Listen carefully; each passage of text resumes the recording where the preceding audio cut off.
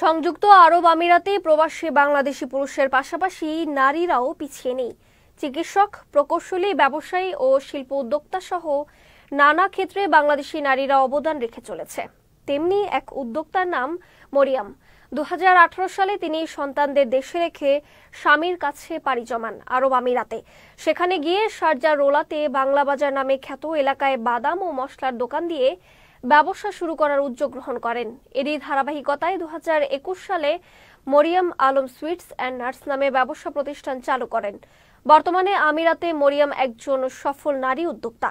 তার মতো বাংলাদেশি প্রবাসী নারীরা সাহসিকতার পরিচয় দিয়ে জীবনে প্রতিষ্ঠিত ও নিজের পায়ে দাঁড়ানোর চেষ্টা করবেন, এই প্রত্যাশা মরিয়মের। 2018 সালে আমি দুবাইতে আসছি, আর আমার বিজনেসের স্টার্টিং হলো 2021 সালে। তখন থেকে আমি এখানে বিজনেস শুরু করছি।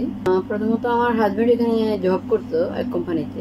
তারপর আমি এই Mariyam Alam sweets and nuts এই দোকানটা দিই আমার নামেই। আমি ওনার ম্যানেজিং ডিরেক্টর, আমার হাজব্যান্ড জব করে।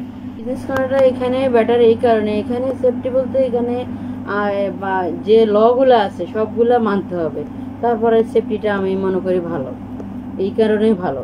আর বাংলাদেশের ল হলো অনেক সময় অনেকে চুরি, ডাকাতি, রাহাজানি এগুলা ল মানে না, বিদায় আমার বাংলাদেশের বিজনেসটা আমার সফল বলে মনে করি না।